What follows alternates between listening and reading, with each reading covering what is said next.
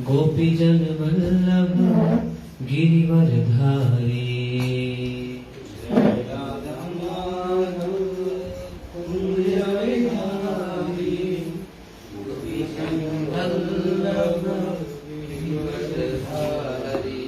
जय राधा माधव कुंज बिहारी, गोपीजन वल्लभ गिरिवरधारी।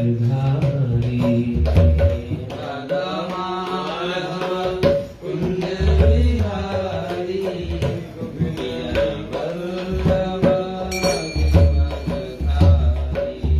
यशोदानंदन ब्रज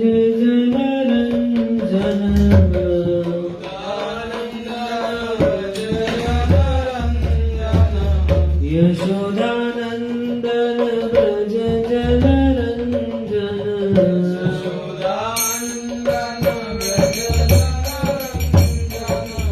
जमुना तीरवनचारी,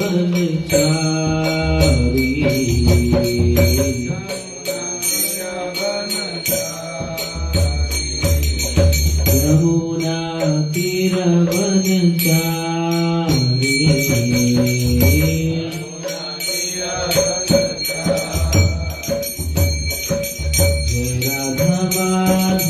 कुंज विहारी, गोपीजन वल्लभ गिरिवरधारी।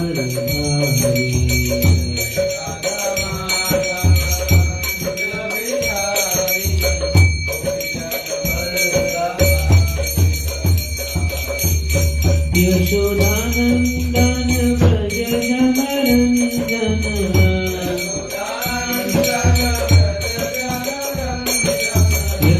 यशोदानंदन ब्रज जनरंजन।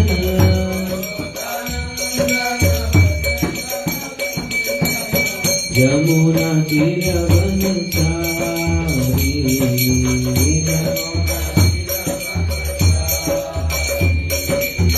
यमुना तीरवनचारी।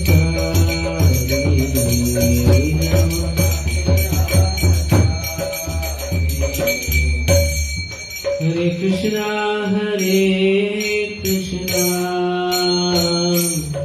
कृष्णा कृष्णा हरे हरे, हरे राम राम राम हरे हरे। हरे कृष्णा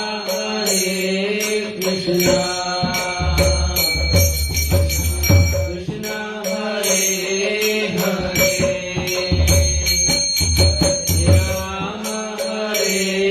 राम राम राम हरे हरे। हरे कृष्णा कृष्णा कृष्णा हरे हरे, हरे राम राम राम हरे हरे।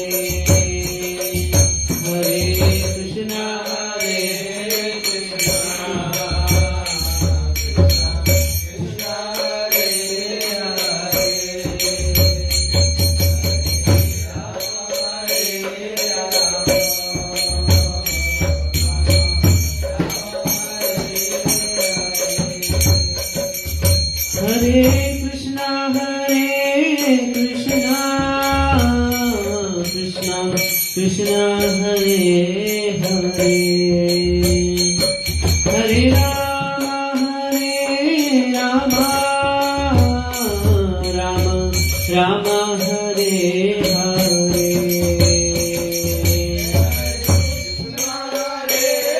कृष्णा कृष्णा कृष्णा हरे हरे, हरे राम राम राम हरे।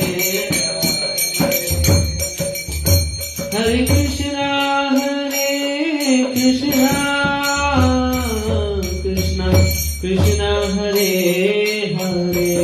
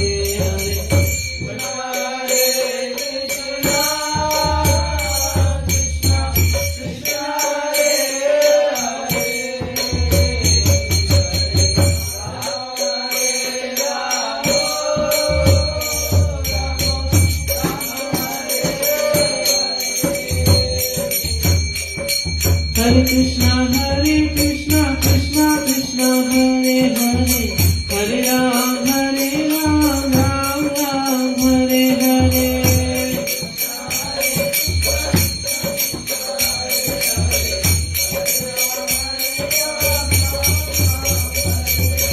Hare Krishna Krishna Krishna Hare Hare Hare Ram Ram Ram Hare Hare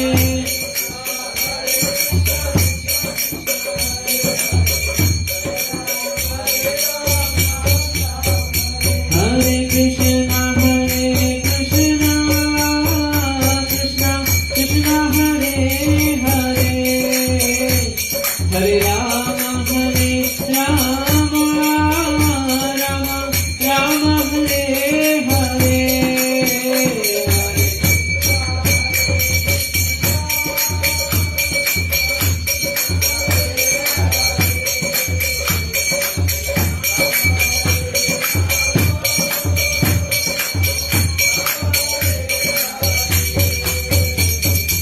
Hare Krishna Krishna Krishna Hare Hare Hare Ram Ram Hare Hare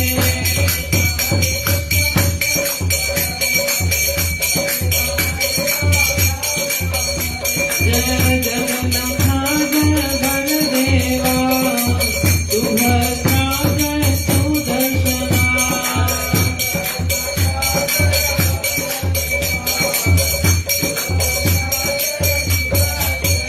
Jai Radha Madan Mohan Radha Madan Mohan Radha Madan Mohan Radhe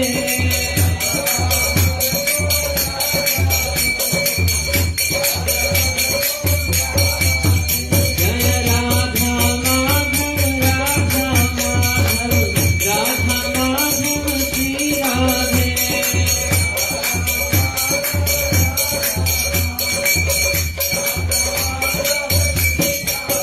Jaya Prabhupada Jaya Prabhupada Prabhupada Shila Prabhupada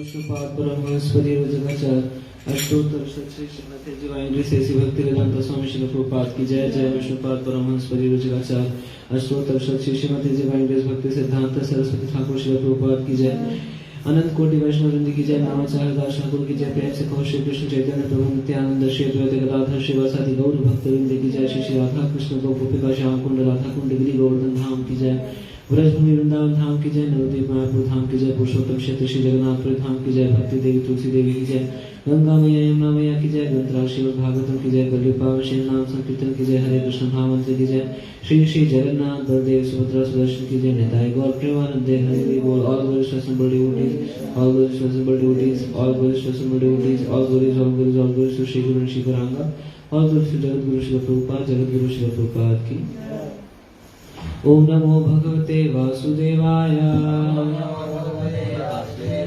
ओम नमो भगवते वासुदेवाय ओम नमो भगवते वासुदेवाय नारायणं नमस्कृत्यं नरं चैव नरोत्तमं देवीं सरस्वतीं व्यासं ततो जयामुदीरये नष्टप्रायेषु भद्रेषु नित्यं भागवत सेवया भगवती उत्तमा श्लोके भक्तिर्भवती नैष्टिकी। हरे कृष्ण। आप सबका बहुत बहुत स्वागत है प्रातःकालीन श्रीमद् भागवतम सत्र में, जिसमें हम पढ़ेंगे आज स्कंद 1 अध्याय 11 श्लोक संख्या 36। उदामा भावा पिशुनामला वल्गु हासा वृदावलोका निहतो मदनो अपियासां सम्मोहया चापम अजाहात प्रमादोत्तमस् ता यस्येन्द्रियं विमातिथुम कुहाके न शेकुः। इसको एक साथ पढ़ेंगे हम।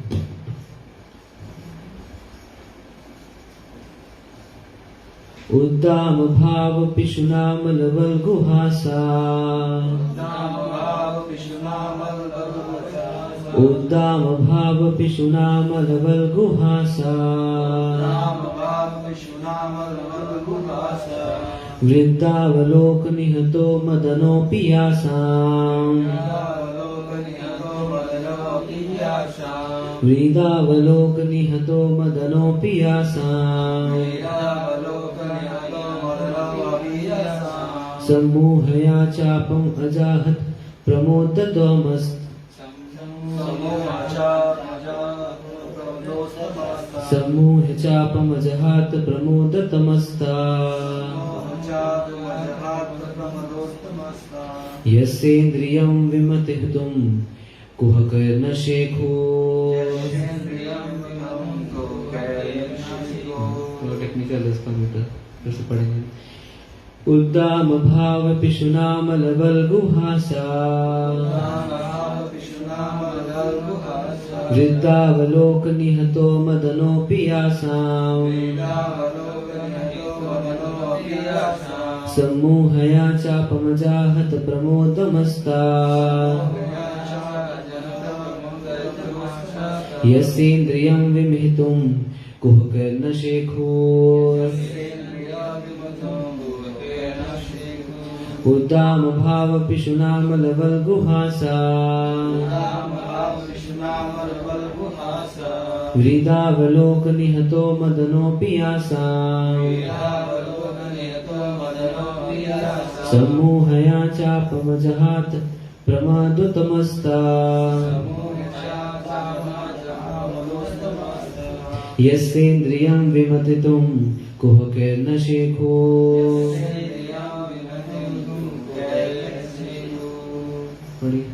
उद्दाम भाव पिशुनाम लवल गुहासा। उद्दाम भाव पिशुनाम लवल गुहासा। वृद्धावलोक निहतो मदनो अभियासाम्। वृद्धावलोक निहतो मदनो पियासाम्। सम्मोह चापमजाहत प्रमोदतमस्ता। सम्मोह चापमजहात प्रमोदतमश्च। यस्येन्द्रियं विमथितुं कुहकर्न शेकुः।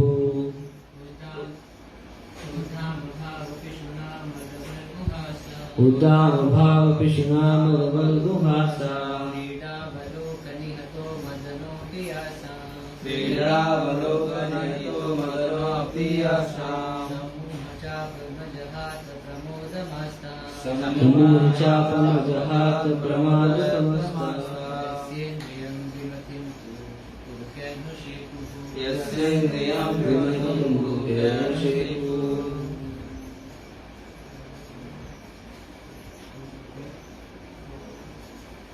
उम्माद भाव पिशुनाम लवल गुहासा। उद्दाम भाव पिशुनाम लवल गुहासा। वृद्धावलोक निहतो मदनो अपियासाम्। वृद्धावलोक निहतो मदनो पियासाम्।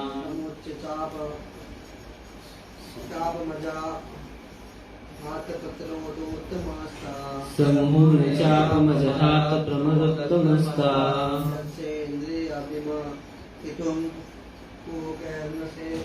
यस्येन्द्रियं विमोहितुं कुहकर्न शेकुः।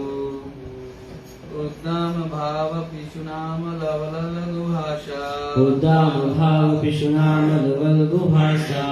वृद्धावलोक निहतो मदनो पियासाम्। वृद्धावलोक निहतो मदनो पियासाम्। सम्मोह चापमजाहत प्रमोदतमस्ता। सम्मोह चापमजहात प्रमोदतमस्ता। यस्येन्द्रियं विमतितुं कुहकर्न शेकुः। यस्येन्द्रियं विमथितुं कुहकर्न शेकुः। उद्दाम भाव पिशुनाम लवल गुहासा। उद्दाम भाव पिशुनाम लवल गुहासा। वृद्धावलोक निहतो मदनोऽपि आसाम् व्रीडावलोक निहतो मदनोऽपि आसाम् सम्मोहाचापं जहाँ प्रमोदता आस्था समूह चापम जनाव प्रणोदोत्तमस्ता यस्येन्द्रिये विमतेन कोटैर्निषेधो यस्येन्द्रियं विमतितुं कुर्यान शेतु।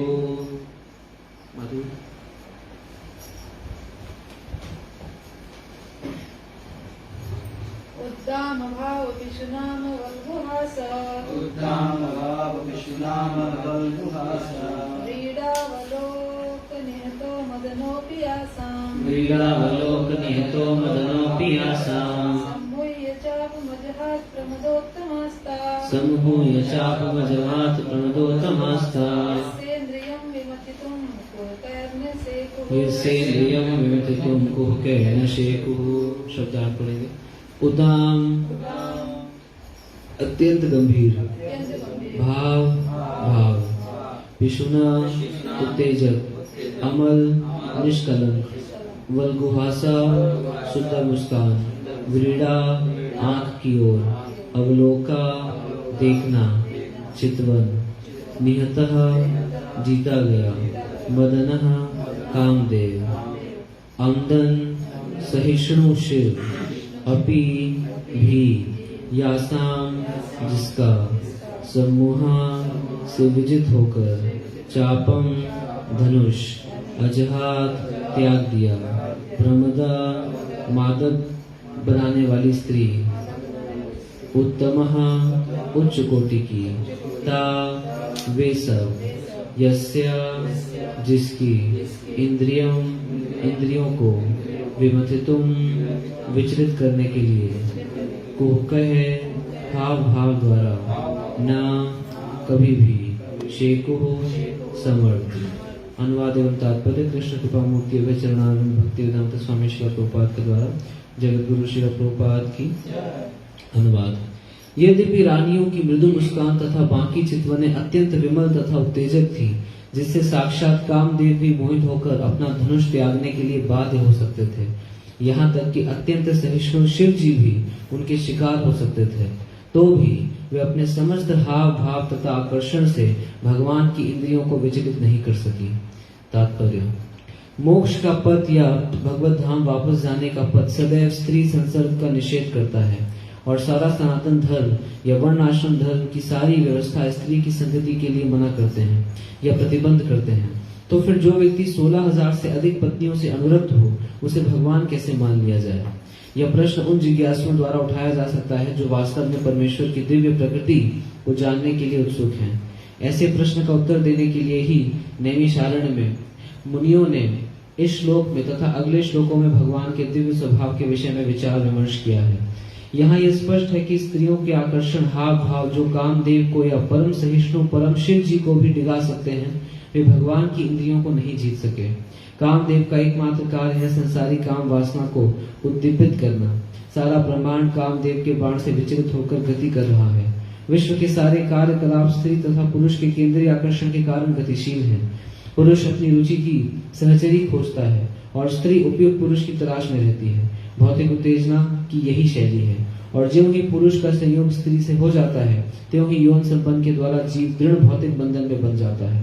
परिणाम यह होता है कि घर, मातृभूमि, संतान, समाज तथा मैत्री एवं संपत्ति संग्रह के प्रति नर नारी का आकर्षण उसके संभ्रांत कार्य क्षेत्र बन जाते हैं, और इस तरह नाशवान संसार के प्रति मिथ्या किंतु अनथक आकर्षण प्रकट होता है। अतः जो लोग अपने घर अर्थात भगवत धाम वापस जाने के लिए मोक्ष पथ पर अग्रसर हैं, विशेषकर उनके लिए शास्त्रों का आदेश है कि वे इस प्रकार के भौतिक आकर्षणों के साथ समानों से बचे रहें, और ऐसा तभी संभव है जब भगवत भक्तों अर्थात महात्माओं की संतति की जाए।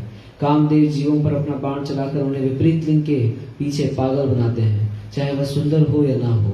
कामदेव का प्रभाव उस बर्बर समाज में भी देखा जाता है जो सभ्य राष्ट्रों की निगाहों में कुरूप है। इस तरह कामदेव का प्रभाव कुरूप से कुरूप रूपों में देखा जाता है, तो परम सुंदरियों के लिए क्या कहा जाए।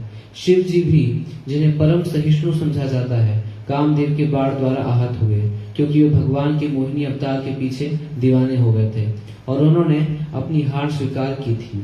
तो भी वही कामदेव लक्ष्मी के हाव भाव तथा कटाक्षों से विमोहित हो गया और हताश स्थिति में उसने अपने धनुष बाण को खुद ही त्याग दिया था। भगवान कृष्ण की रानियों की सुंदरता और उनका आकर्षण ऐसा था, फिर भी वे भगवान की दिव्य इंद्रियों को विचलित नहीं कर पाई। इसका कारण यही है कि भगवान पूर्ण आत्माराम हैं, अर्थात स्वयं संतुष्ट हैं। उन्हें आत्मतुष्टि के लिए किसी बाह्य सहायता की आवश्यकता नहीं पड़ती।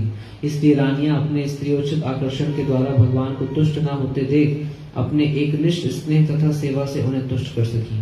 वे मात्र अनन्य दिव्य प्रेम भक्ति से ही भगवान को प्रसन्न कर सकी और भगवान ने भी बदले में पत्नियों के रूप में उनके साथ व्यवहार किया। भगवान ने केवल उनकी अनन्य सेवा से प्रसन्न होकर पत्नी व्रत पति की भांति उन्हें प्रतिदान किया, अन्यथा उन्हें इतनी सारी पत्नियों का पति बनने की क्या आवश्यकता थी। वे हर एक के स्वामी हैं, किंतु जो उन्हें इस रूप में मानता है वे उसके साथ वैसा ही प्रतिदान करते हैं।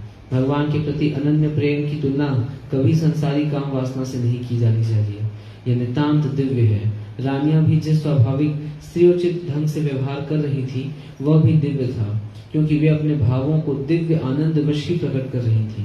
पिछले श्लोक में यह बताया जा चुका है कि भगवान एक संसारी पति जैसे प्रतीत हो रहे हैं, लेकिन वास्तव में अपनी पत्नियों के साथ उनका ये संबंध दिव्य शुद्ध तथा भौतिक प्रकृति के गुणों से मुक्त था। ओम अज्ञानतिमिरान्धस्य ज्ञानाञ्जनशलाकया चक्षुरुन्मिलितं येन तस्मै श्रीगुरुवे नमः। श्रीचैतन्यमनोभीष्टं स्थापितं येन भूतले स्वयं रूप कदा मह्यं ददाति स्वपदान्तिकं। वन्देऽहं श्रीगुरो श्रीयुतापदकमलं श्रीगुरुन् वैष्णवांश्च।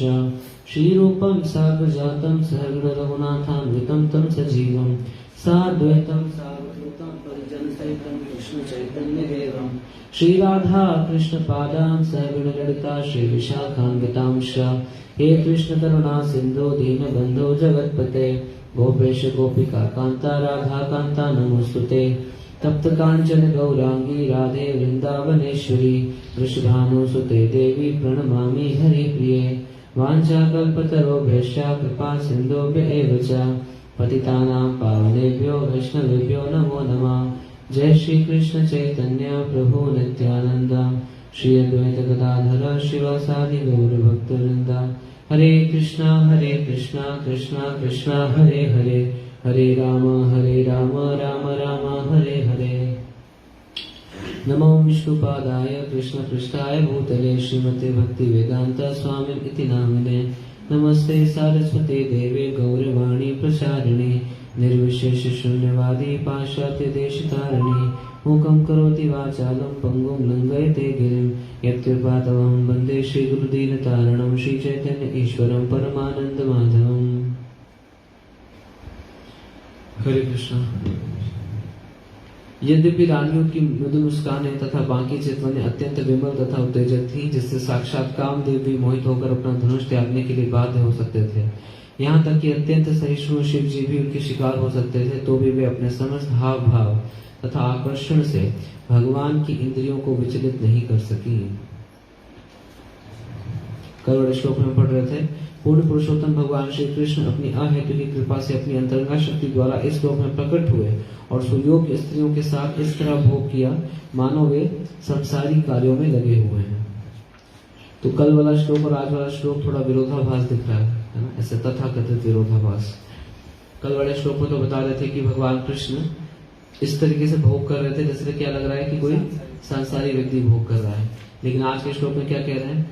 कह रहे हैं कि इतनी सारी मुस्कान, बाकी चितवन अत्यंत विमल तथा उत्तेजक थी, फिर भी इतनी उत्तेजक थी कि शिव जी को भी विचलित कर सकती थी या कामदेव को भी विचलित कर सकती थी, लेकिन भगवान की इंद्रियों को विचलित नहीं कर पाई।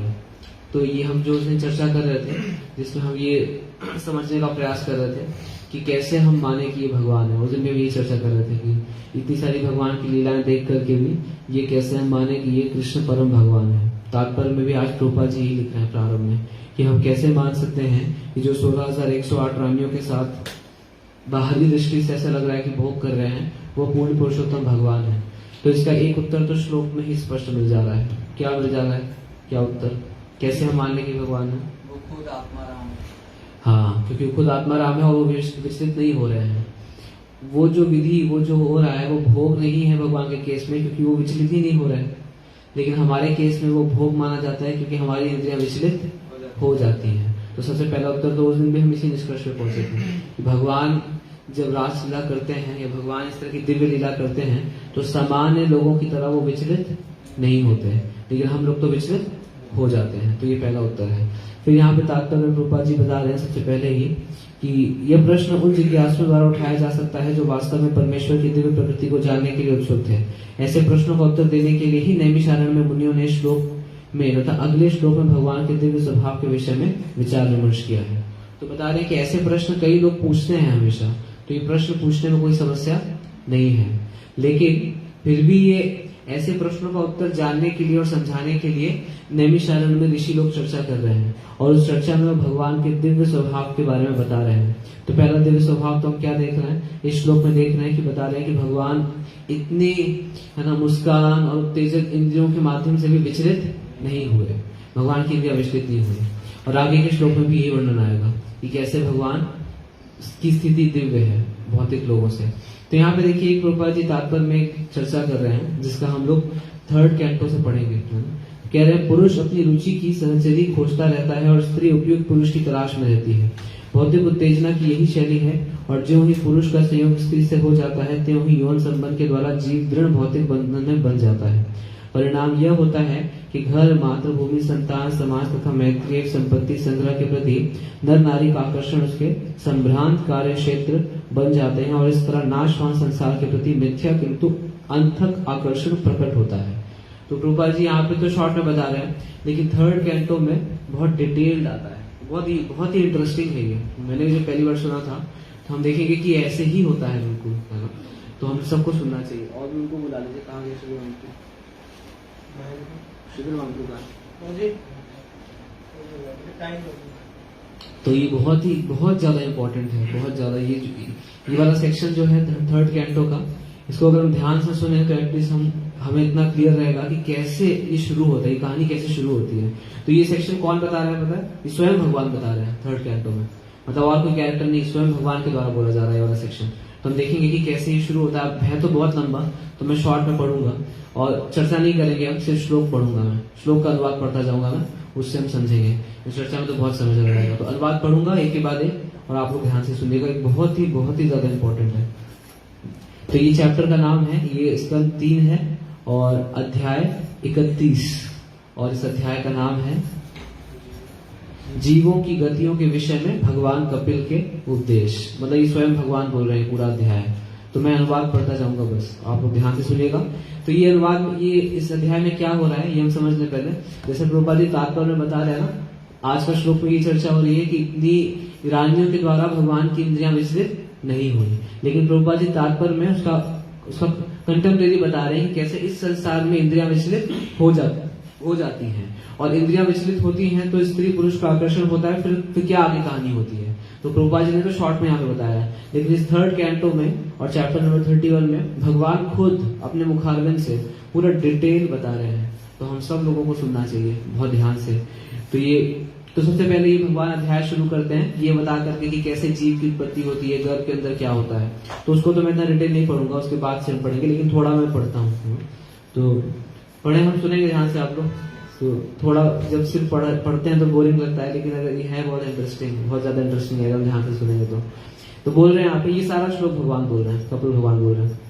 कह रहे हैं 1 महीने के भीतर सिर बन जाता है और 2 महीने के अंत में हाथ, पांव तथा अन्य अंग आकार पाते हैं। तीसरे मास के अंत तक नाखून, उंगलियां, अंगूठे, रोएं, हड्डियां तथा चमड़ी प्रकट हो जाती हैं और इसी तरह जनेंद्रियां तथा आंखें, नथुने, कान, मुंह तथा गुदा जैसे छिद्र भी प्रकट होते हैं। यहाँ से शुरू कर रहे हैं और कहां तक भगवान बताएंगे कि किस प्रकार जीव बार बार जन्म मृत्यु के चक्र में फंसा रहता है, नरकगामी हो जाता है। यहाँ से भगवान शुरू कर रहे हैं बताना, मतलब जीव की कैसे उत्पत्ति होती है। फिर भगवान आगे बोल रहे हैं, माता द्वारा ग्रहण किए गए भोजन तथा जल से पोषण प्राप्त करके भ्रूण बढ़ता है और मल मूत्र के घृणित स्थान में जो सभी प्रकार के कीटाणुओं के उपजने का स्थान है रहा आता है। कहाँ बता रहे हैं, कहाँ पे रहता है? जहाँ मल मूत्र से भरा हुआ जो स्थान है वहां पे भ्रूण रह रहा होता है। उदर में भूखे कीड़ों द्वारा शरीर भर में बारंबार काटे जाने पर शिशु को अपनी सुकुमारता के कारण अत्यधिक पीड़ा होती है। इस भयावह स्थिति के कारण वह क्षण क्षण अचेत होता रहता है। तो इसके हिसाब से तो भागवतम के हिसाब से तो जो भ्रूण जो जीव है, जो शिशु है, वो बार बार क्या हो जाता है, बेहोश हो जाता है, बार बार अचेत हो जाता है। तो कह रहे माता के खाए कड़वे, तीखे, अत्यधिक नमकीन या खट्टे भोजन के कारण शिशु के शरीर में निरंतर पीड़ा रहती है, जो प्राय असहाय होती है। तो अब मैं थोड़ा गैप करके आगे बढ़ता हूं। तो आगे हम बता रहे हैं, जीव कहता है, इस भयभीत अवस्था में भौतिक अवयवों के 7 आवरणों से बंधा हुआ जीव हाथ जोड़कर भगवान से याचना करता है। गर्भ के अंदर जीव हाथ जोड़ रहा है और भगवान से प्रार्थना कर रहा है, जिन्होंने इस स्थिति में ला रखा है। सुनिए क्या प्रार्थना कर रहा है। जीव कहता है, मैं उन भगवान के चरण कमलों की शरण ग्रहण करता हूँ जो अपने विभिन्न नित्य स्वरूप में प्रकट होते हैं और इस भूतल पर घूमते रहते हैं। मैं उन्हीं की शरण ग्रहण करता हूँ क्योंकि वे ही मुझे निर्भय कर सकते हैं और उन्हीं से मुझे ये जीवन अवस्था प्राप्त हुई है जो मेरे अपवित्र कार्यों के सर्वथा अनुरूप है। मतलब उसको पता है, इस समय जीव को पता होता है कि जो अवस्था मुझे प्राप्त हुई है वो किसके कारण प्राप्त हुई है, मेरे पाप के कारण प्राप्त हुई है। लेकिन बोल रहा है जीव, मैं विशुद्ध आत्मा अपने कर्म के द्वारा बंधा हुआ माया की व्यवस्थावश इस समय अपनी माता के गर्भ में पड़ा हुआ हूँ। मैं उन भगवान को नमस्कार करता हूँ जो यहाँ मेरे साथ हैं, किंतु जो अप्रभावित हैं और अपरिवर्तनशील हैं। वे असीम हैं किंतु संतप्त हृदय में देखे जाते हैं। मैं उन्हें सादर नमस्कार करता हूँ। ये कह रहा है कि मैं उनको नमस्कार करता हूँ जो भी मेरे साथ हैं। तो ये किसके बारे में बोल रहा है जी? हाँ, ये तो परमात्मा के बारे में बोल रहा है, इसको पता है। तो हम इससे देख सकते हैं कि जीव जब गर्भ में है तो ऐसे ऑफकोर्स कुछ स्वामी बताते हैं कि सारे जीव ये प्रार्थना नहीं करते, कुछ ही करते हैं। लेकिन यहाँ से हम देख रहे हैं कि ये जीव किस स्थिति में है, ये पूरा आत्म साक्षात्कार की स्थिति में है। कैसे कह सकते हैं कि आत्म साक्षात्कार की स्थिति में? ठीक है, इसको पता है परमात्मा। और क्या पता है? और ये क्या बोल रहा है जिससे हम कह सकते हैं कि ये पूरा आत्म साक्षात्कार की स्थिति में? हाँ, बोल रहा है कि अपने पाप के कारण मैं यहाँ पड़ा हुआ हूँ। देखिए, जीव अभी बाहर भी नहीं आया है, कैसे ही सोच सकता है? इसका मतलब पूरा आत्म साक्षात्कार की स्थिति में। अभी आगे क्या बोल रहा है? जीव आगे प्रार्थना करता है, मैं क्या करके पढ़ रहा हूँ। जीवात्मा प्रकृति के वशीभूत रहता है और जन्म तथा मरण का चक्र बनाए रखने के लिए कठिन श्रम करता रहता है। यह बद्ध जीवन भगवान के साथ अपने संबंध की विस्मृति के कारण है। अतः बिना भगवान की कृपा के कोई भगवान की दिव्य प्रेम भक्ति में पुनः किस प्रकार संलग्न हो सकता है?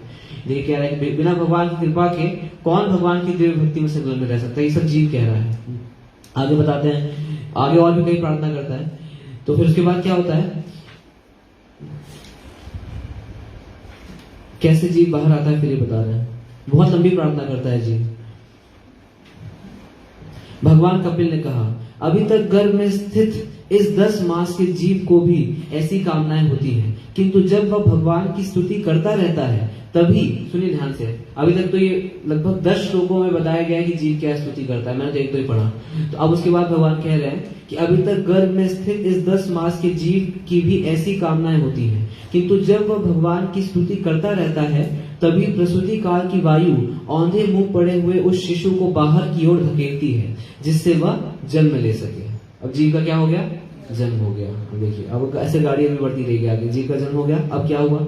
वायु द्वारा सहसा नीचे की ओर धकेला जाकर अत्यंत कठिनाई से सिर के बल श्वास रहित तथा तीव्र वेदना के कारण स्मृति से विहीन होकर शिशु बाहर आता है। किससे विहीन हो गया?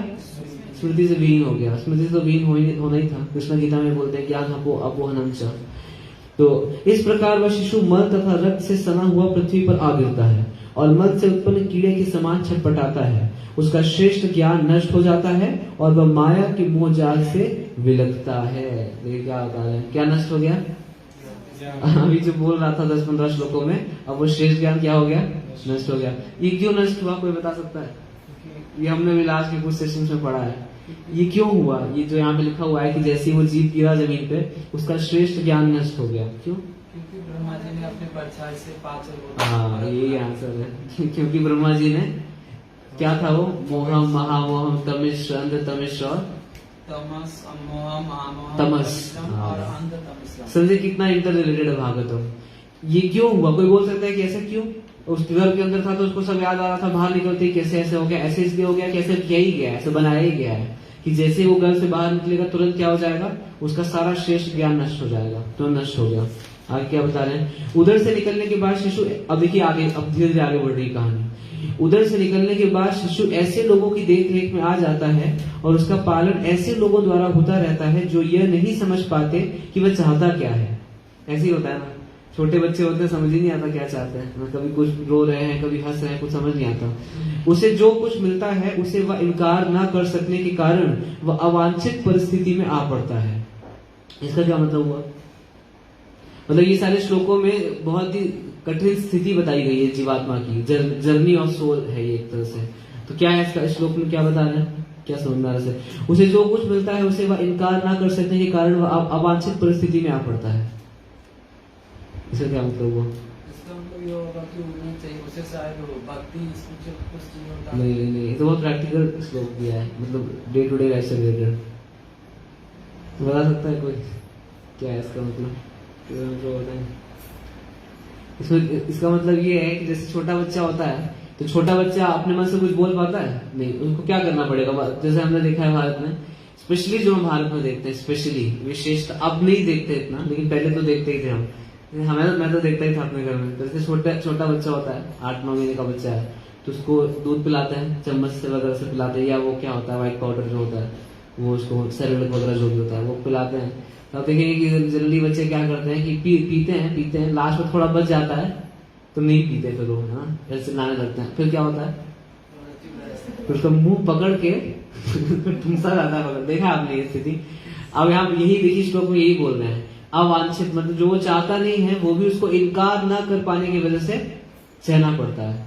तो ये हमें तो नहीं समझ में आता, लेकिन उस शिशु की बड़ी कठिन स्थिति होती है उस समय कि उसको जो, और बाद में भी यही होता है। देखिए शिशु की अवस्था में तो बिल्कुल भी इनकार नहीं कर पाता है। तो यहाँ पे बता रहे कि इनकार ना कर पाने के कारण वह अवांछित परिस्थिति में आ पड़ता है। अवांछित मतलब चाहता नहीं, वो नहीं पीना है दूध उसको, लेकिन उसको पीना ही पड़ेगा क्योंकि वो मना तो नहीं कर पा रहा है, तो पीना ही नहीं, कूटेगा फिर नहीं पिएगा तो, है ना, ऐसे होता हम देखते हैं। तो ये श्लोक बता रहे हैं। आगे बहुत इंटरेस्टिंग भगवान बताते हैं, कह रहे हैं पसीने तथा कीड़ों से भरे हुए मैले कुचैले बिस्तर पर लिटाया हुआ शिशु खुजलाहट से मुक्ति पाने के लिए, क्या बोल रहे देखिए, खुजलाहट से मुक्ति पाने के लिए अपना शरीर खुजला भी नहीं पाता। क्या मतलब जी, छोटा बच्चा होता है तो खुजली होती है, खुजला पाएगा?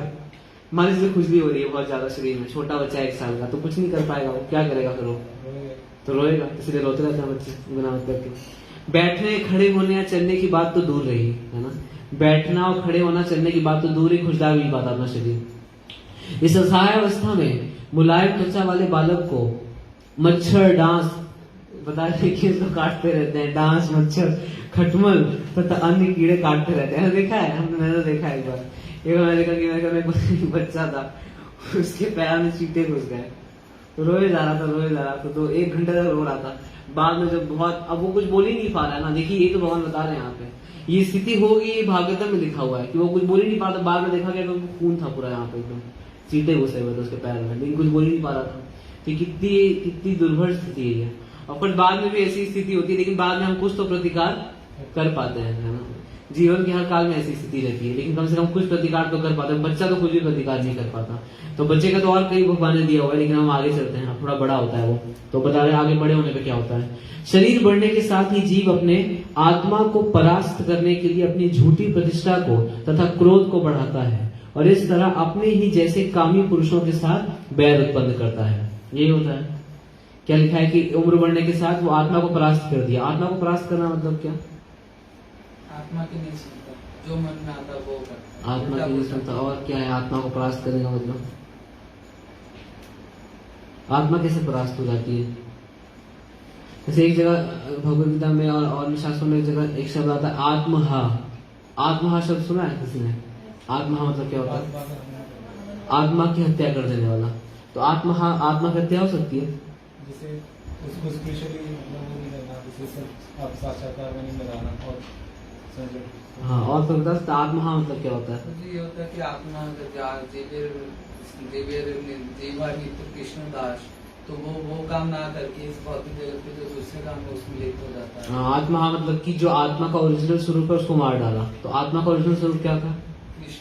भक्ति करना था, लेकिन उस स्वरूप को मार डाला। आत्मा तो नहीं मरेगी, लेकिन आत्मा का जो स्वरूप था ओरिजिनल भक्ति करना, उसको मार डाला, उसको बोलते हैं आत्मा। जैसे यहाँ पे बोल रहे हैं आत्मा को परास्त कर देता है। आत्मा को परास्त करने का मतलब है कि जो आत्मा का ओरिजिनल स्वरूप था, जो वो बोल रहा था गर्भ के अंदर, अब वो सब खत्म। अब क्या शुरू हो गया? झूठी प्रतिष्ठा को तथा क्रोध को बढ़ाता है, और इस तरह अपने ही जैसे कामी पुरुषों के साथ बैर उत्पन्न कर लेता है। तो क्रोध से बैर उत्पन्न होता है। जहाँ बता रहे कि क्रोध अपनी झूठी प्रतिष्ठा बढ़ाता है और उससे क्रोध बढ़ता है, और क्रोध के कारण क्या करता है, वो बैर उत्पन्न कर लेता है, अपने जैसे लोगों के साथ, कामी पुरुषों के साथ बैर उत्पन्न कर लेता है। ऐसे अज्ञान से जीव पंच तत्वों से निर्मित भौतिक शरीर को स्व मान लेता है। और स्व किसको मान लेता है? अपने शरीर को स्व मान लेता है। इस भ्रम के कारण वह क्षणिक वस्तुओं को निजी समझता है और अंधकार में क्षेत्र में अपना ज्ञान बढ़ाता है। तो यही सेम ब्रह्मा जी वाला देखिए, जो ब्रह्मा जी ने बनाया एकदम ऐसी चल रही गाड़ी, कि वो किसको स्व मान लिया? शरीर को स्व मान लिया, और शरीर से संबंधित चीजों को क्या मान लिया? निजी। निजी मतलब अपना मान लिया। आगे बता रहे हैं, जो शरीर जीव के लिए निरंतर कष्ट का साधन है और जो अज्ञान तथा कर्म के बंधन से बंधे जीव का अनुगमन करता है, उस शरीर के लिए जीव अनेक प्रकार के कार्य को करने पड़ते हैं, जिससे वह जन्म मृत्यु के चक्र के अधीन हो जाता है। नेक्स्ट क्या हुआ? अब क्योंकि शरीर को अपना मान लिया और शरीर से संबंधित चीजों को भी अपना मान लिया, तो अब क्या करेगा? अब कर्म करेगा। अब शरीर को चलाने के लिए तो कर्म करेगा ना, क्योंकि शरीर मेरा है, शरीर से संबंधित चीज भी मेरी है, तो उनको चलाने के लिए क्या करेगा? वो कर्म करेगा। अब आगे बता रहे, अतः यदि जीव विषय भोग में लगे हुए ऐसे कामी पुरुषों से प्रभावित होकर जो स्त्री संग सुख व स्वाद की तुष्टि में ही रत है, असत मार्ग का अनुसरण करता है, तो वह पहले की तरह पुनः नरक को जाता है। तो कर्म करने के दौरान क्या होगा? संग करेगा, स्त्री पुरुष का, पुरुष स्त्री का, मतलब बाहर के संसार की बात की जा रही है, जो भगवान से विहीन होकर के काम वासना के लिए संग करते हैं। और स्वाद, तो उपस्थ और जिह्वा, दो चीज के बारे में बता रहे हैं। और क्या करेगा? स्वाद की तुष्टि में ही रत रहेगा। स्वाद की तुष्टि में रत रह करके क्या करने लगेगा? कर्म करने लगेगा, और कर्म बंधन के कारण फंस करके पुनः से वो नरक में जाएगा। तो आगे बता रहे भगवान, अब आगे क्या होगा? जब वो ये सब कार्य करना शुरू करेगा तब क्या होगा?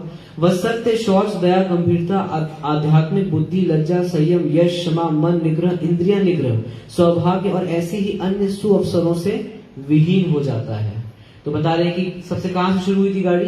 गर्भ में था, गर्भ में बड़ा कष्ट हो रहा था, भगवान से प्रार्थना किया तो हवा आई तो बाहर आ गया गर्भ से। जैसे ही गर्भ से बाहर आया तो उसका श्रेष्ठ ज्ञान नष्ट हो गया।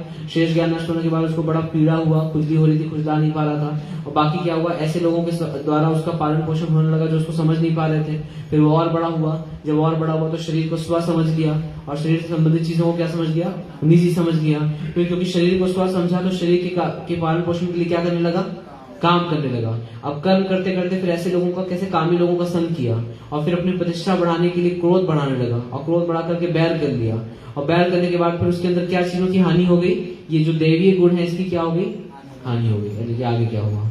मनुष्य को चाहिए कि ऐसे अभद्र मूर्ख की संगति ना करे जो आत्म साक्षात्कार के ज्ञान से रहित हो और स्त्री के हाथों का नाचने वाला, बड़ा मतलब तीखा कुछ तो यहाँ बता रहे कि स्त्री के हाथों का नाचने वाला कुत्ता बन कर रह गया हो। अब ऐसे हम किसी को बताएं तो लोग गुस्सा हो जाते हैं। नहीं, गुस्सा नहीं होते, गुस्सा हो जाते हैं, कैसे क्यों बोल रहे हैं, अब हम क्या करें बताइए। लिखा हुआ है ना, श्रीमद् भागवत में लिखा है, लोग नाराज हो जाते हैं। कभी साहब देखेंगे कभी ऐसी क्लासेस होती नहीं जनरली, और श्लोक आता है तो होती है। अब ये तो थर्ड कैंटो तो आएगा ना, कभी थर्ड कैंटो तो आएगा, ये सारे श्लोक आएंगे तो क्या करें, ना बोले फिर उस समय तो कहीं तो लोग नाराज हो जाते हैं, क्या वैसे कैसे बोल रहे हैं। आगे तो पढ़ूंगा ही नहीं, चल रहे हैं आगे, थोड़ा आगे बड़े श्लोक है, ये अनुवाद है। तो ये क्या लिखा है? मनुष्य को, ऑफकोर्स ये हम समझ रहे हैं कि भक्त समाज के लिए नहीं है ये, है ना। ये भक्त समाज में कोई ऐसे नहीं होता है। भक्त समाज में सभी अपने इंद्रियों को नियंत्रण करने का प्रयास करते हैं, चाहे ब्रह्मचारी हो, चाहे गृहस्थ हो, चाहे वानप्रस्थ हो, चाहे सन्यासी हो। यहाँ पे बोल रहे हैं बाहर एकदम बिल्कुल निष्कृष्ट जो भौतिकवादी लोग हैं उनके लिए ये सारे श्लोक बोले जा रहे हैं। तो इसीलिए भक्तों को ये इसको सुन करके इसको अन्यथा नहीं लेना चाहिए, अदरवाइज नहीं लेना चाहिए। क्या बोल रहे हैं? मनुष्य को चाहिए कि ऐसे अभद्र मूर्ख की, श्री जगन्नाथ बलदेव सुभद्रा सुदर्शन की जय। मनुष्य को चाहिए कि ऐसे अभद्र मूर्ख की संगति ना करे जो आत्म साक्षात्कार के ज्ञान से रहित। आत्म साक्षात्कार के ज्ञान से रहित कौन होता है? कौन है आत्म साक्षात्कार के ज्ञान से रहित? एटलीस्ट थ्योरेटिकल लेवल पे तो हम बोलेंगे कि हम भी रहित हैं, हमें भी कोई आत्म साक्षात्कार नहीं हुआ, लेकिन फिर भी हम कम से कम पढ़ तो रहे हैं ना, आत्म साक्षात्कार को पढ़ रहे हैं और प्रयास तो कर रहे हैं। लेकिन यहाँ पे उन लोगों की बात की जा रही है जो आत्म साक्षात्कार के ज्ञान से क्या है? पूरे रहित हैं। तो कौन है वो लोग? तो बाहर भौतिकवादी लोगों के बारे में बात की जा रही है। तो रहित हो और स्त्री के हाथों का नाचने वाला कुत्ता बनकर रह गया हो। एक भक्त समाज के लिए तो नहीं है, तो ऑब्वियस सी बात है ना। तो भक्त समाज में तो स्त्री भी भगवान की भक्ति में लगी हुई है, तो वो क्यों किसी को बनाने लगी अपने हाथ का कुकुर? वो तो नहीं। तो हम यहाँ पे कुछ और गाते हैं ना, वैष्णव ठाकुर अभी तुम्हार कुकुर, हम तो वैष्णव ठाकुर की कुकुर बनने का प्रयास करते हैं ना सभी लोग। तो ये नहीं है ये, लेकिन ये है भागवतम में। लेकिन हम ये समझ सकते हैं कि भागवतम में ये बताया गया जर्नी किस प्रकार से जर्नी हो रही है ना। जीवात्मा जो भगवान के घर में प्रार्थना कर रहा था उसकी जर्नी किस प्रकार हो रही है ना। तो आगे और भी बहुत सारे श्लोक हैं जो भी मैं स्किप कर रहा हूँ, फिर हम आगे चल रहे हैं। तो आगे भगवान बता रहे हैं, फिर ये अध्याय 31 इस तरह से भगवान खत्म करते हैं और अध्याय 32 में हम आते हैं। तो भगवान ने कहा, अब देखिए फिर से यहाँ पे श्लोक में आता है ग्रह मेधी। तो ग्रह मेधियों की बात की जा रही है, मतलब जो भगवान की भक्ति में नहीं लगते हैं उनके विषय में बात की जा रही है। गृहस्थ जीवन बिताने वाला व्यक्ति, तो इस तरह से भगवान जब यहाँ पे श्लोक बोले जो लास्ट मैंने पढ़ा, तो आगे भगवान बता रहे किस तरीके से फिर वो स्त्री पुरुष का आकर्षण होता है और वो ग्रह मेधी का जीवन बिताना शुरू कर देता है। आगे कह रहे हैं भगवान, गृहस्थ जीवन बिताने वाला व्यक्ति धार्मिक अनुष्ठान करते हुए भौतिक लाभ प्राप्त करता रहता है और इस तरह वह आर्थिक विकास तथा इंद्र तृप्ति की अपनी इच्छा पूर्ति करता रहता है। वह पुनः पुनः इसी तरह कार्य करता है। देखिए कहां से शुरू हुई थी गाड़ी की, जीवात्मा बाहर निकला, अब किस तरीके से वो फंस रहा है, क्योंकि वो फिर से ग्रहमेधी जीवन में प्रवेश किया और ग्रहमेधी जीवन में प्रवेश करके अपनी इच्छाओं की पूर्ति करने के लिए नाना प्रकार के कर्मों को करता रहता है। और कर्म से क्या उत्पन्न होता है, जो इस अध्याय का नाम है, इस अध्याय का नाम क्या है, कर्म बंधन। कर्म से उत्पन्न हुआ बंधन और उस कर्म बंधन के कारण वो बार बार पुनः पुनः चर्विता चरुणाना, यही बोल रहे शंकराचार्य भी यही बोल रहे ना, पुनरपि जननम पुनरपि मरणम पुनरपि जननी जठरे शयनम ये संसारे बहुत सुस्तारे कृपया पारे पाहे मुरारे। बार बार बार बार यही कर्म करता रहता है और कर्म करते करते वो इसी चक्र में फंस जाता है, जिसे भगवान बोल रहे हैं। ऐसे व्यक्ति इंद्र तृप्ति के प्रति अत्यधिक आसक्त होने के कारण भक्ति से विहीन होते हैं। अतः अनेक प्रकार के यज्ञ करते रहने तथा देवों एवं पितरों को प्रसन्न करने के लिए बड़े बड़े व्रत करते रहते हैं, पर भी वे कृष्ण भावनामृत अर्थात भक्ति में रुचि नहीं लेते। तो बता रहे हैं कि ऐसे बड़े बड़े व्रत करते रहेंगे ये भौतिकवादी लोग, लेकिन कृष्ण भावनामृत में इनकी रुचि उत्पन्न नहीं होगी, क्योंकि ये क्या है, इस तरह के भौतिक आकर्षण में फंसे हुए हैं। आगे बता रहे हैं अब इनकी गति क्या होगी, ये बता रहे हैं कृष्ण। तो कृष्ण ने गाड़ी शुरू की कपिल देव ने जीवात्मा की, और अब इनकी फाइनली क्या गति होती है। ऐसे भौतिकवादी व्यक्ति इंद्र तृप्ति से आकृष्ट होकर एवं अपने पितरों एवं देवताओं के प्रति भक्ति भाव रखकर चंद्रलोक को जा सकते हैं, जहां वे सोम रस का पान करते हैं और फिर से इसी लोक में लौट आते हैं। तो क्या गति होगी इनकी, ऐसे लोगों की गति होगी, कहां जाएंगे, चंद्रलोक में। तो इसलिए जब ये मून लैंडिंग वाला थ्योरी आया था तो प्रभुपाद जी इसीलिए बहुत ज्यादा इसका खंडन कर रहे थे। प्रभुपाद जी कह रहे थे कि हो अगर लैंड हुआ भी है, अगर हम मान भी लें कि कहीं पे लैंडिंग हुई है, तो मून तो नहीं हो सकता वो। प्रभुपाद जी क्या बोलते हैं, मार्स होगा वो, या मार्स होगा या कुछ और कहीं पे ग्रह होंगे, लेकिन चंद्रमा तो नहीं हो सकता, क्योंकि चंद्रमा में जाने की विधि ये है कि ये ऐसे अपने देवता और पितरों के लिए अनुष्ठान व्रत कर रहा है, तो हो सकता है कि वो कहाँ चला जाए, चंद्रलोक चला जाए। आगे बता रहे हैं जब भगवान, तो आगे अभी थोड़ा कॉन्टेक्स्ट चेंज हो रहा है, तो ये है जीवात्मा की जर्नी। जिस तरह से दिखाते हैं कि हमारे भारत के साइंटिस्टों ने भी चंद्रमा में ये भेजा वो भेजा। हाँ, तो इसका तो वही हम उस दिन दिनेशपुर में चर्चा कर रहे थे ना, नहीं दिनेशपुर में नहीं, शिक्षा में चर्चा कर रहे थे ना। तो ये तो वही है, जैसे बात है, इसको समझना तो बहुत इजी है। जैसे मान लीजिए कि अभी हम, जैसे मान लीजिए प्रयागराज गए आप लोग, नहीं गए ना आप कोई, तो मैं जा रहा हूँ, तो मान लीजिए मैं प्रयागराज जाऊँ और संगम के किनारे खड़ा होकर के बालू वाले स्थान पे फोटो क्लिक कर लूं, है ना, और मैं आपको फोटो भेजूं और बोलूं देखो ये अंटार्कटिका की फोटो है, एकदम हवा चल रही है, पीछे पूरे पेड़ हैं, पहाड़, सूरज निकल रहा है, पानी है, अंटार्कटिका है ये, तो आप मान सकते हैं। तो उस फोटो देख करके क्या साबित किया जा सकता है कि वो अंटार्कटिका की फोटो है? क्या वो फोटो देख करके जो मैंने आपको भेजी है, वो फोटो देख करके आप मान जाएंगे कि ये अमेरिका की फोटो है? क्या लगता है, मानना चाहिए कि नहीं मानना चाहिए? हम तो माने। बेंगलोर में एक बार ऐसे ही हुआ था, मतलब एक व्यक्ति था, मतलब वो बहुत दिन से परेशान था, मतलब सोसाइटी उसमें सड़क पूरी खराब थी और वो जो मतलब जो सरकार थी, गवर्नमेंट उससे काम नहीं कर रही थी, तो उसने क्या किया, मतलब उसमें लिटरली बहुत बड़े बड़े गड्ढे थे, तो उसने वो जो मून वाला सूट पहना रात में और उसने वीडियो रिकॉर्ड किया और एक्टिंग कर रहा था जैसे ऐसे करके चला। अब वीडियो उसने डाल दिया ट्विटर, बहुत वायरल हो गया और उसने बोल दिया कि मैं मून पे हूँ, मतलब ये मान गए वो तो समझ गए थे कि हाँ, तो तब फिर उसकी बात सुनी गई, मतलब मैं बता रहा हूँ, देखो ऐसा कर सकते हैं ना, लिटरली लग रहा था कि वो मून की वीडियो है। ये बैंगलोर की सड़क पे भी ऐसा लग रहा है, तो और तो छोड़ दीजिए आप, बैंगलोर की सड़क अगर बिल्कुल क्रिएट किया जाए तो बात ही छोड़ दीजिए। और आप देखिए, अगर सच में भी आप फोटो देखेंगे, जैसे ये बता रहे हैं कि उसने भी वो सूट पहन रखा है, जो भी हम फोटो देखते हैं, और कुछ दिख नहीं रहा है पीछे, मतलब जो गूगल पे फोटो है पीछे कुछ दिख नहीं रहा है, बस ऐसा व्हाइट व्हाइट दिख रहा है और झंडा दिख रहा है बस, और कुछ नहीं दिख रहा है। तो मतलब ठीक है, गया नहीं गया एक बात का विषय है, लेकिन आप सोचिए हम लोग इतने मूर्ख हैं विशेषकर मैं, उस फोटो को देख करके ही मान जाते हैं कि किसकी फोटो है, चंद्रमा की फोटो। मुझे याद है जब मैं छोटा था मैं सोचा कि अच्छा चंद्रमा ऐसे दिखता है, थोड़ा और बड़ा फोटो लेना चाहिए था, तो दिखता कि कैसे है ना, कितना मतलब आश्चर्य है। और कई बार ऐसे भी बताया जाता है कि जैसे आप चंद्रमा को देखेंगे तो धब्बे दिखते हैं चंद्रमा में, तो बताते कि देखिए जो गड्ढा दिख रहा है ना पीछे, यही गड्ढे को मिला के धब्बा दिखता है। ये तो कितना पागल बने ये, कितना समझना आसान है। प्रभुपाद जी ऐसा तब देख के हमको समझाते हैं ना, कैसे कैसे मान सकते हैं। तो प्रभुपाद जी बहुत कड़ा, इसीलिए प्रभुपाद जी ने कौन सी बुक निकाली थी उस समय, easy journey to other planets, वही बुक इसीलिए निकाली थी प्रभुपाद जी ने। ये प्रभुपाद जी की पहली बुक थी, अन्य ग्रहों की सुगम यात्रा। तो प्रभुपाद जी की बताते हैं, और वो बुक पढ़ेंगे तो काफी साइंटिफिक है, बहुत ज्यादा टेक्निकल है, बहुत ज्यादा टेक्निकल किताब है। प्रभुपाद जी की पहली बुक थी इसी की, अगर आपको जाना है अन्य ग्रहों पे तो यात्रा का तरीका क्या है। तो प्रभुपाद जी बताते हैं कि और कहीं आसपास गया होगा लेकिन इस पर तो नहीं गया। ये इसमें तो आप वैदिक शास्त्र में तो आप पढ़ेंगे कि हम बाहर ही नहीं निकल सकते, जीवात्मा बाहर ही नहीं निकल सकता पृथ्वी के परतों से। कैसे वो मतलब, तो बड़ा आश्चर्य है कि कैसे जीवात्मा चला जाएगा वहां पे। ये सब फेक थ्योरी है। आप गूगल में पढ़ेंगे तो इसका फिर अगर आप बोलेंगे कि गूगल में तो लिखा हुआ है सारा एक्सप्लेनेशन, तो उसका उल्टा भी दिया हुआ है, जहां पे ये भी बताया गया कि फेक है। जैसे आप देखेंगे ये जो डार्विन थ्योरी है, तो हम लोग बंदर से आए, इसको सपोर्ट में थ्योरी दी है गूगल में, लेकिन इसके अगेंस्ट भी दी हुई है। तो अगर हम ये भी माने कि सपोर्ट पे दी अगेंस्ट में दी, तो न्यूट्रल हो गया ना, न्यूट्रल हो गया। तो मुझे याद है जब सबसे पहला मैंने यूथ फेस्टिवल अटेंड किया था स्कॉन में, सबसे पहला 2015 में, तो आश्रय कृष्ण प्रभु जी ने लिया था, वो उमंग था। उससे पहले मैं जा रहा था, लेकिन उमंग मैंने पहला यूथ फेस्टिवल अटेंड किया था। रथ यात्रा के दूसरे दिन हुआ था, 10 फरवरी के दिन, मुझे डेट भी याद है। 9 फरवरी को संडे था, उस दिन रथ यात्रा थी, जो पहली रथ यात्रा मैंने अटेंड की थी। 10 फरवरी को उमंग था। तो उस लेक्चर में क्या मुझे मतलब अनोखा लगा स्कॉन के बारे में, तो प्रभु जी एक ही पॉइंट पे बोल रहे थे पूरे लेक्चर में। वो क्या बोल रहे थे कि गाजियाबाद में हो रहा था, बोले थे कि अगर हम ये मान लें कि भगवान का अस्तित्व नहीं है, भगवान को अभी तक प्रूफ नहीं कर पाए, जैसे हम उस दिन भी समझ रहे थे कि अल्टीमेटली तो हमको शब्द प्रमाण ही मानना पड़ेगा और कोई तरीका नहीं है। तो अगर कोई बोले कि देखिए अल्टीमेटली तो आपका कोई प्रूफ तो नहीं है ना कि भगवान है, तो फिर ये भी तो प्रूफ नहीं है ना कि भगवान नहीं है, ये भी प्रूफ नहीं है भगवान नहीं है, तो ये भी प्रूफ नहीं है कि भगवान है, और ये भी प्रूफ नहीं है कि भगवान नहीं है।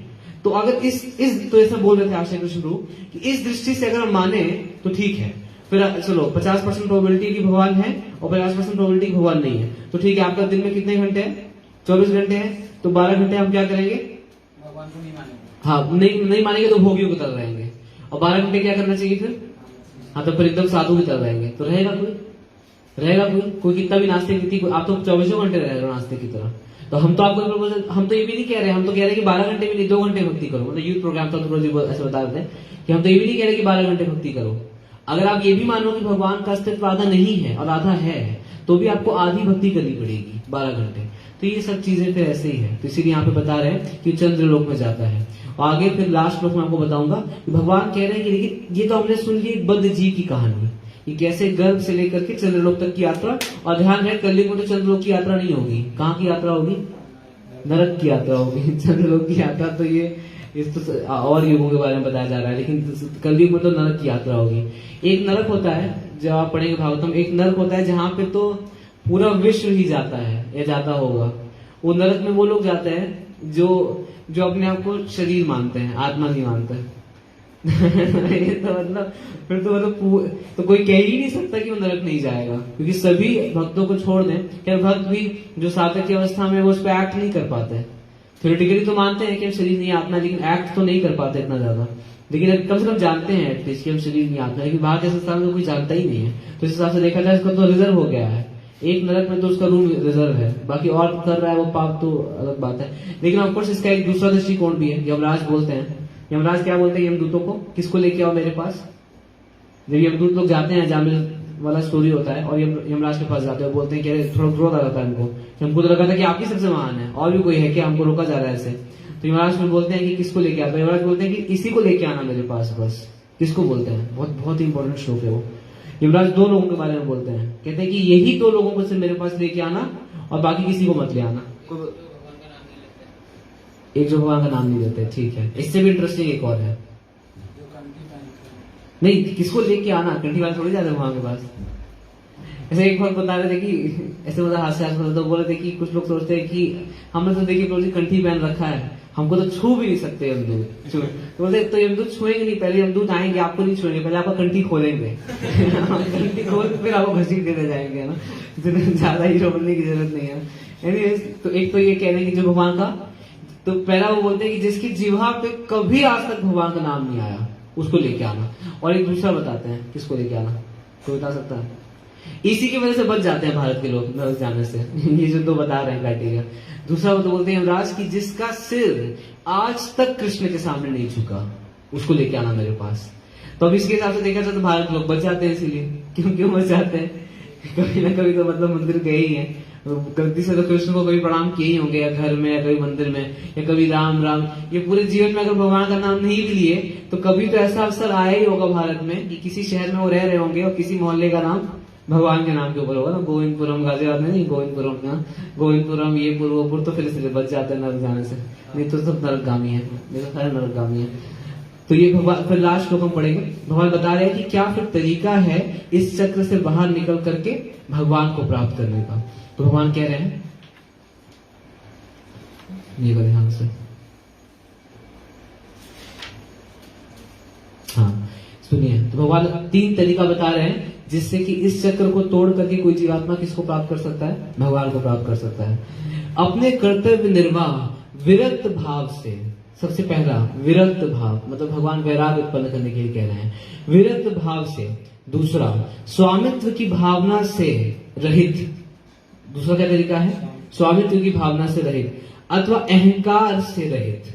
तीसरा क्या, अहंकार से रहित होकर काम करने से मनुष्य पूर्ण शुद्ध चेतना के द्वारा अपनी स्वाभाविक स्थिति में आसीन होकर और इस प्रकार से भौतिक कर्तव्यों को करते हुए सरलता के साथ ईश्वर के धाम में प्रविष्ट हो सकता है। तो ये भगवान ने पूरा साइकिल बताया और लास्ट में 3 तरीका बता रहे हैं। पहला तरीका बोल रहे हैं विरक्त भाव से, मतलब किसको उत्पन्न करना पड़ेगा, वैराग्य को उत्पन्न करना पड़ेगा। दूसरा बता रहे हैं अपने अहंकार से रहित होकर, तो अहंकार की तो क्या ही बात करें, अहंकार के कारण तो जीव संसार में आया है। और तीसरा क्या बता रहे हैं, स्वामित्व की भावना से रहित होकर, वो भी हम देखते हैं, तात्पर्य प्रभुपाद जी बताते हैं कि स्वामित्व की भावना के कारण जीव संसार में आया है। तो जिस कारण से आया है उस कारण को तो ठीक करना ही पड़ेगा। जब ये कारण ठीक हो जाएगा तब जीव किसको प्राप्त करेगा, भगवान बोल रहे हैं कि अपने भौतिक कर्तव्यों को करते हुए सरलता के साथ ईश्वर के धाम में प्रविष्ट हो सकता है। और लास्ट भगवान कह रहे हैं जो बुद्धिमान है और शुद्ध चेतना वाले हैं वे कृष्ण भक्ति में पूर्णतया संतुष्ट रहते हैं। वे प्रकृति के गुणों से मुक्त होकर वे इंद्र तृप्ति के लिए कर्म नहीं करते, अपितु वे अपने अपने कर्मों में लगे रहते हैं और विधान अनुसार कर्म करते हैं। विधान अनुसार कर्म करने का मतलब है कि वैदिक नियमों का पालन करते हैं, शास्त्रों के अनुसार कार्य करते हैं। ऐसे मुक्त पुरुष प्रकाशवान मार्ग से होकर भगवान तक पहुंचते हैं जो भौतिक तथा आध्यात्मिक जगतों के स्वामी हैं और इन जगतों की उत्पत्ति तथा अंत का परम कारण है। तो भगवान इस तरह से बता रहे हैं कि ऐसे जीव जो क्या करते हैं, 3 विरक्त भाव, अहंकार से रहित और तीसरा स्वामित्व की भावना से रहित, ऐसे जीव जा पाते हैं कहाँ पे, भगवान के लोक में। हाँ कहाँ पे, जो अभी मैंने पढ़ा ना, हाँ कि जो बुद्धिमान और शुद्ध चेतना वाले हैं कृष्ण भक्ति में पूर्णतया संतुष्ट रहते हैं। जो कृष्ण तो ये मतलब ये दोनों इंटरडिपेंडेंट है। जो जो जो जो जीव कृष्ण भक्ति की संतुष्ट अवस्था को प्राप्त कर लेगा वो स्वाभाविक ही स्वामित्व की से क्या हो जाएगा, ऊपर हो जाएगा। क्योंकि स्वामित्व अगर हम देखें ध्यान से, हम अपना चेक करें, स्वामित्व की भावना जताने का मूल कारण क्या होता है, आप लोग बताइए क्या होता है। मैं अपना तो बता सकता हूँ क्या होता है। स्वामित्व की भावना जताने का जो क्या मूल कारण होता है, अहंकार नहीं, इसका एक एग्जैक्ट है आसक्ति, अहंकार, ठीक है। हाँ आसक्ति मतलब ठीक है, वो आसक्त रहता है। हाँ और मतलब वो भगवान को भूल जाता है, इसलिए होता है। ठीक है, मुझे क्या होता है मैं बताऊं, जो मुझे समझ में आता है। स्वामित्व की भावना जो मैंने अपने लाइफ में एक्सपीरियंस किया है, स्वामित्व की भावना जताने का जो मूल कारण होता है वो जीव की स्वाभाविक स्थिति। जीव की स्वाभाविक स्थिति है क्या, आनंदमय अभ्यास। क्या खोज रहा है जीव, आनंद खोज रहा है। भक्ति में भी इतना दृढ़ नहीं हुआ कि उसको भक्ति से आनंद मिल पाए। आप समझ रहे हैं, कृष्ण की भक्ति से जो आनंद मिलना चाहिए जीवात्मा को, अभी जीव इतना बद्ध है और इतने उसके अंदर विकार है कि वो आनंद तो उसको एक्सेस नहीं हो पा रहा है। लेकिन जीव को चाहिए क्या, आनंद, उसको वहां से नहीं मिल रहा है तो कहीं से तो ढूंढेगा ना, तो कहां से ढूंढेगा, तो स्वामी बनेगा। तो स्वामी बनेगा क्योंकि जैसे ही वो स्वामी बनेगा और नीचे वाले ने उसका स्वामी तो स्वीकार भी कर दिया मान लीजिए, तो उसको क्या मिलेगा, परम आनंद, आनंद नहीं परम आनंद। तो उसी परम आनंद को प्राप्त इसलिए चूस लो संतरे को, तो संतरे को चूस के आखिरी आनंद की बूंद को निकालने के लिए वो क्या करने का प्रयास करेगा? बार बार स्वामित्व की भावना से बार बार विफल होगा। बार बार विफल क्यों होगा? क्योंकि स्वामी है ही नहीं वो वो स्वामी तो बनने का प्रयास करेगा लेकिन बार बार विफल होगा, बार बार भगवान उसको दिखाएंगे। और अगर भक्ति में आने के बाद तो भगवान बार बार दिखाएंगे कि तुम क्यों स्वामी बनने का प्रयास कर रहे हो। लेकिन जब तक कि जीव को भगवान की भक्ति से वो आनंद नहीं मिल रहा है तब तक वो छोड़ेगा भी नहीं है। वो स्वामी होने की या अहंकार बोलने या स्वामी बोलने उसको छोड़ेगा भी नहीं। तो तरीका क्या है फिर? सोल्यूशन क्या है फिर सोल्यूशन क्या है? एक तो या तो सोल्यूशन एक ये है कि वो बिल्कुल कट कर दे, एकदम स्वामी ना बने, एक सोल्यूशन ये है। लेकिन ये हो ही नहीं पा रहा है, तो फिर क्या सोल्यूशन, अल्टीमेट सोल्यूशन क्या लगता है आप लोग को? क्या सोल्यूशन है? देखो सोल्यूशन तो यही कि वो स्वामी बनना छोड़ दे, तो उसको दुख हो रहा है और उसका नेचर भी नहीं है, जीवात्मा का ओरिजिनल नेचर तो नहीं है, लेकिन ये हो नहीं पा रहा है, तो सोल्यूशन फिर क्या है? भगवान को स्वामी मान के मतलब सेवा समझ के सारे काम करना। तो भगवान को स्वामी मान के सेवा बन के तो कर ही रहा है, कहाँ उसको आनंद मिल रहा है? नहीं मिल रहा ना। बाबू क्या लगता है? भक्ति करे प्रयास करके ये ही एक आंसर है। ये जैसे प्रभुपाद जी उपदेशामृत में तात्पर्य में लिखते हैं, कौन सा एग्जाम्पल देते हैं उपदेशामृत के तात्पर्य में प्रभुपाद जी? कौन सी बीमारी का एग्जाम्पल देते हैं? एक पीलिया, तो क्या क्या एग्जाम्पल है वो? हाँ, तो लेकिन अभी देखो ये तो साइकिल बन गई। पीलिया हो गया तो उसको मीठे का स्वाद नहीं आ रहा है, अब क्या करे वो? लेकिन वो मीठा खा रहा है, कुछ स्वाद ही नहीं आ रहा है, तो क्या करे कि मीठे का स्वाद आ जाए? और जब तक पीलिया रहेगा तब तक स्वाद भी नहीं आएगा, तो उसको क्या करते रहना पड़ेगा? तो वो मीठा खाते ही रहे, मीठा खाते एक दिन क्या होने लगेगा? टेस्ट आने लगेगा। और पीले की बीमारी भी क्या हो जाएगी? देखो दोनों चीज हो गया, टेस्ट भी आ गया और पीले की बीमारी भी ठीक हो गई। तो इस एग्जाम्पल में अगर देखें तो क्या होगा? तो अगर भक्ति को मान लें हम वो मीठा, तो मान लीजिए कि अभी उसको भक्ति का स्वाद आ रहा है स्वाद, मुझे तो नहीं आ रहा है, एटलीस्ट नहीं आ रहा ना भक्ति का स्वाद। और बीमारी भी है, बीमारी कौन सी है? स्वामित्व जताने की बीमारी है।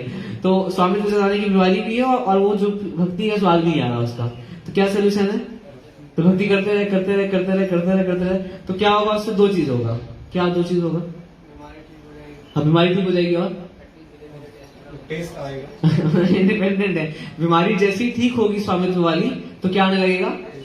तो टेस्ट आने लगेगा। कितना जबरदस्त एग्जाम्पल है कि मतलब पीलिया की बीमारी ठीक हुई और पीलिया की बीमारी ठीक भी हो गई और क्या आने लगा? जो गन्ने का जूस का स्वाद नहीं आ रहा था वो स्वाद भी अब आने लगा। लेकिन उसका सोल्यूशन क्या था? प्रभुपाद जी लिखते हैं सोल्यूशन क्या है कि गन्ने का जूस उसको, हाँ, लेकिन गन्ने का जूस भी पीना उसने छोड़ दिया।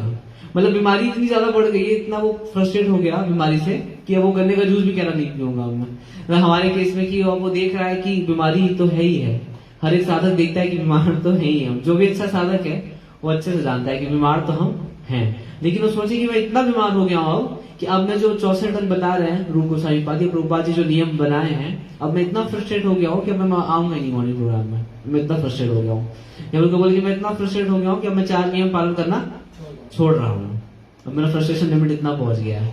या उनको बोले कि मैं इतना फ्रस्ट्रेट हो गया हूँ मैं कि अब बस माला घसीट लूंगा मैं, लेकिन अब मैं प्रयास ही नहीं करूंगा नाम सुनने का। अगर ये कोई कर दे तो फिर क्या होगा? तो क्या होगा? हो जाएगा। तब तो एक स्वामित्व जताने की बीमारी तो थी जो जिसके कारण हम लोग वो लोग छोड़ के यहाँ पे आए, फिर और कई सारी नई बीमारियां उत्पन्न हो जाएंगी। नई बीमारियां मतलब हो सकता है कि उसका काम वासना की बीमारी अभी इतनी ज्यादा परेशान ना कर रही है उसको, लेकिन फिर क्या होगा? फिर वो भी एकदम चरम पे पहुंच जाएगी। हो सकता है कि उसको पुराने संस्कार के कारण बाहर जाके सड़क पे खाने वाली बीमारी थोड़ी क्या हो गई थी? कम हो गई थी, लेकिन अब क्या हो जाएगा? वो भी बीमारी आ जाएगी। तो बच नहीं सकते।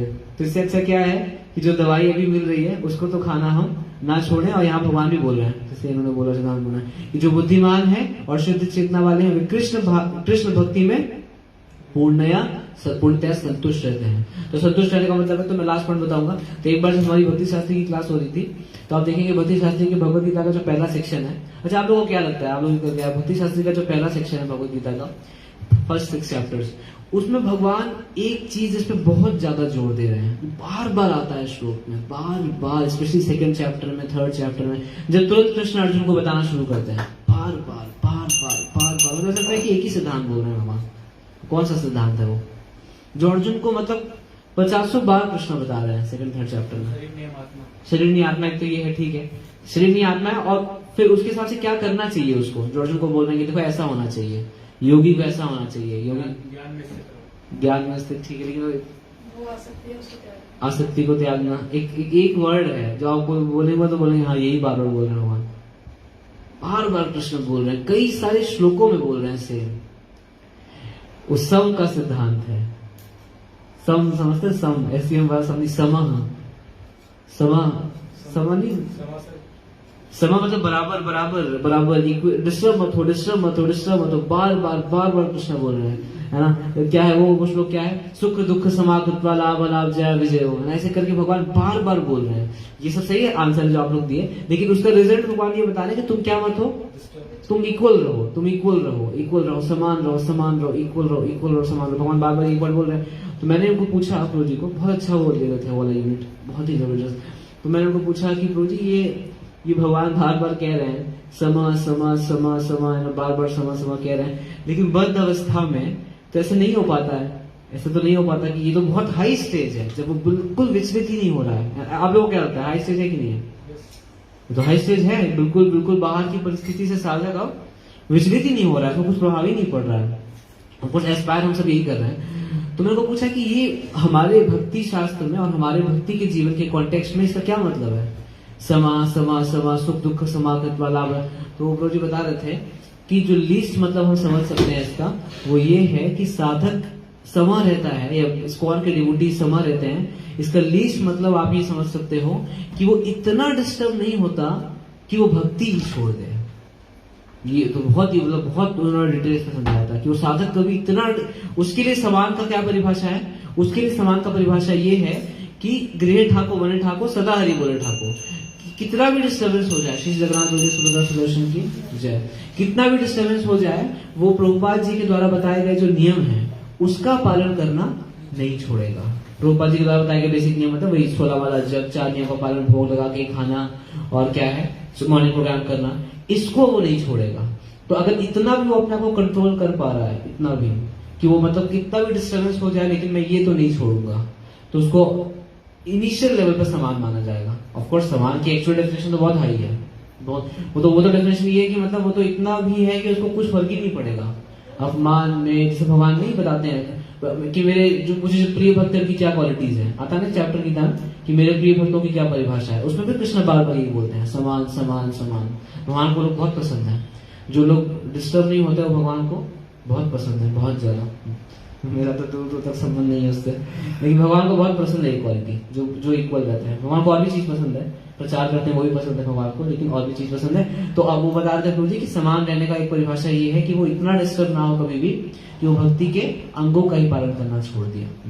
तो यही तो आज के श्लोक में हमने यही देखा। तो मैं तात्पर्य पे ज्यादा बोला, तो श्लोक में तो हम यही समझ रहे थे आज कि भगवान क्यों भगवान है वो, क्योंकि उनकी इंद्रियां विचलित नहीं होती है, चाहे वो रानियां ही क्यों ना हो जो अपनी भाव भंगिमा से अपनी टेढ़ी चितवन से भगवान को उत्तेजित करने का प्रयास कर रही हैं, लेकिन कृष्ण की इंद्रियां विचलित नहीं होती हैं। ये उसका भी आंसर है जो हम लोग उस दिन चर्चा कर रहे थे कि क्यों ये कर सकते हैं और क्यों हम, देखिए आज के श्लोक में भी आंसर आ गया। 10th कैंटो में तो आंसर आ ही रहा था, लेकिन आज के श्लोक में भी आंसर आ गया कि भगवान की इंद्रियां विचलित नहीं होती है। ठीक है, तो मैं ये विराम देना चाहूंगा। कुछ ऐड करना चाहें आप लोग, कुछ कहना चाहें?